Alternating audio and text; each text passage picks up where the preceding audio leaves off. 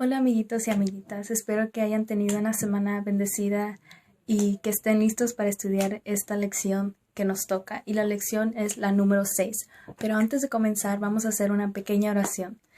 Padre nuestro que estás en el cielo, santificado sea su nombre, Señor. Le damos gracias por este hermoso día que nos ha dado, Señor. Gracias que usted nos da salud, que nos cuida a nuestra familia y a nosotros, Señor. Gracias porque podemos estar en estos momentos con usted, mi Padre bendito. Le pido que usted nos ayude en esta lección, Señor, que podamos aprender todo lo que usted quiere que aprendamos, Señor. Y también que nos dé entendimiento para poder entender esta lección. Le pedimos todo eso en nombre de Cristo Jesús. Amén. El título de la lección de hoy se llama Bendición que se vive. El texto de memoria es: obedezcan el mensaje de Dios. Si lo escuchan, pero no lo obedecen, se engañan a ustedes mismos. Santiago 1:22. El objetivo para la lección número 6 es compartir responsablemente las enseñanzas de Dios con mis actos, palabras y pensamientos. Ahora, base bíblica. Vamos a leer Marcos 10, 17 al 22.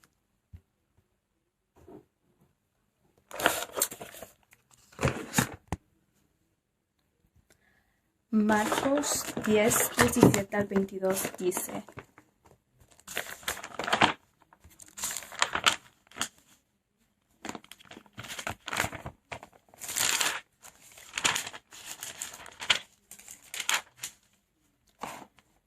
Marcos 10, 17 al 22 dice: Al salir él para seguir su camino, vino uno corriendo, hincando la rodilla delante de él. Le preguntó: Maestro bueno, ¿qué haré para heredar la vida eterna? Jesús le dijo: ¿Por qué me llamas bueno? Ninguno hay bueno, sino solo uno, Dios. Los mandamientos, ¿sabes? No adulteres, no mates, no hurtes, no digas falso testimonio, no defraudes, honra a tu padre y a tu madre. Él entonces respondió, le dijo: Maestro, todo esto lo he guardado desde mi juventud. Entonces Jesús, mirándole, le amó y le dijo: Una cosa te falta. Anda, vende todo lo que tienes y dalo a los pobres, y tendrás tesoro en el cielo, y ven y sígueme tomando tu cruz. Pero él, afligido por esta palabra, se fue triste, porque tenía muchas posesiones. Esto fue Marcos 10, 17 a 22. Ahora, vamos a leer Panecito para el alma. Dice: ingrediente especial, haciendo el bien. El pecado no siempre significa hacer cosas malas. Cuando leemos la Biblia podemos saber qué hacer para cumplir la voluntad de Dios, pero si no lo hacemos estamos fallando. No te preocupes, porque ese pecado tiene una solución: hacer el bien. Ahora, preparación. Durante la semana, investiga si en tu iglesia, comunidad, escuela o familia hay alguien que tenga alguna necesidad.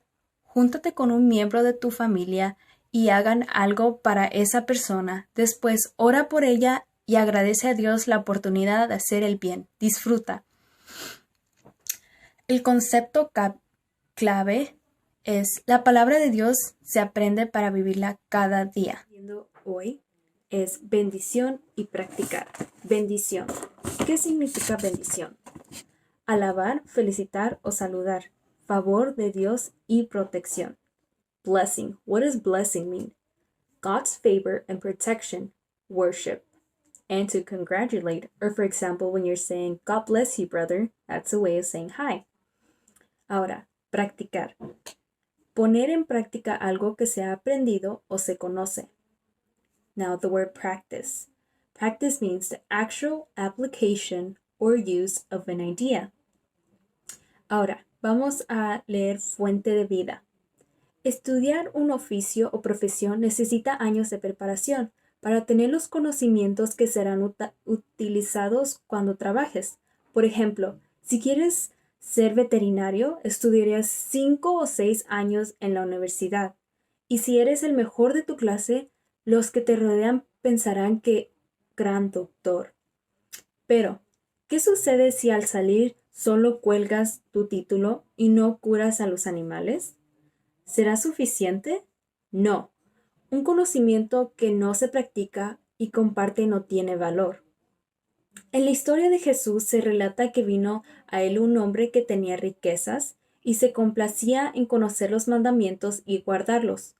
Jesús lo amó por este cuidado e interés y lo invitó a compartir todos sus bienes con los necesitados. El hombre se fue triste y aunque conocía la palabra, no quiso practicarla. Desde tu infancia estás aprendiendo la palabra de Dios.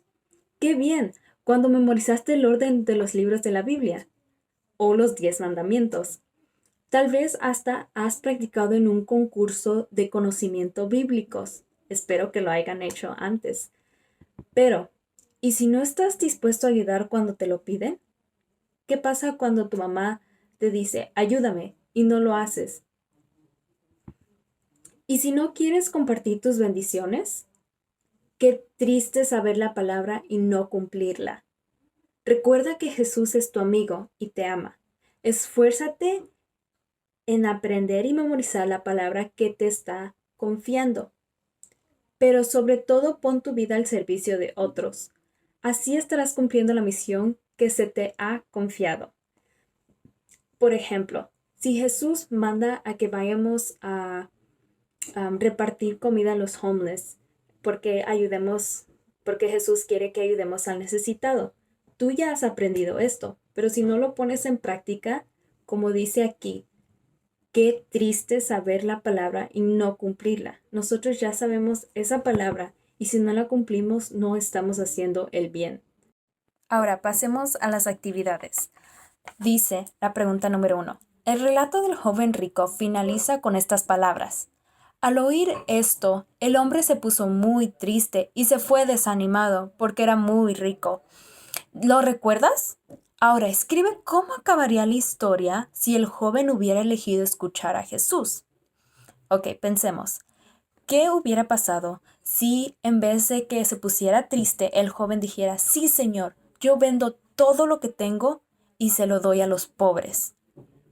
¿Qué crees? ¿Cómo crees que esta historia se hubiera acabado? ¿Cómo crees que Jesús se hubiera sentido? En el versículo 23 de Marcos 10 dice, entonces Jesús, mirando alrededor, dijo a sus discípulos, Jesús le dijo esto a los discípulos que él estaba, cuán difícilmente entrar en el reino de Dios los que tienen riquezas. ¿A qué significa esto Jesús?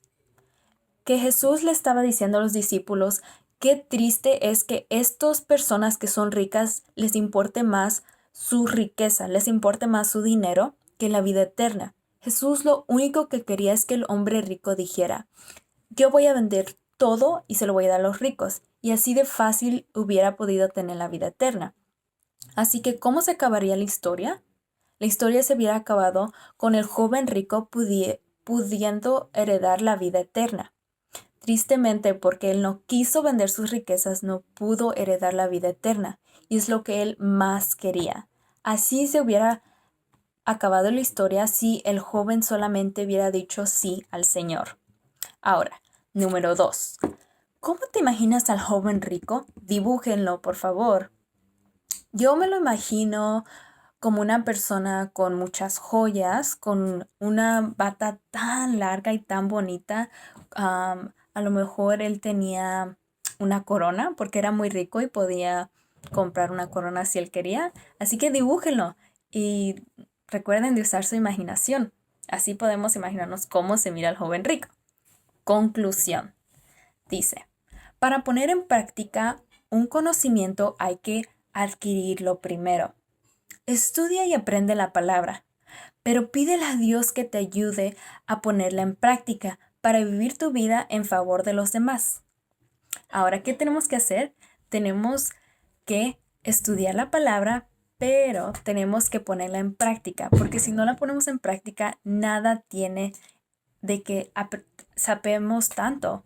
Así que por favor, cuando lean la palabra, todo lo que lean, aplíquenlo, niños. No podemos nada más leer algo y decir, ok, vamos a continuar jugando, vamos a continuar en la tele, en el iPad. No, tenemos que leer la palabra, ponerla en práctica porque es lo que el Señor quiere de nosotros.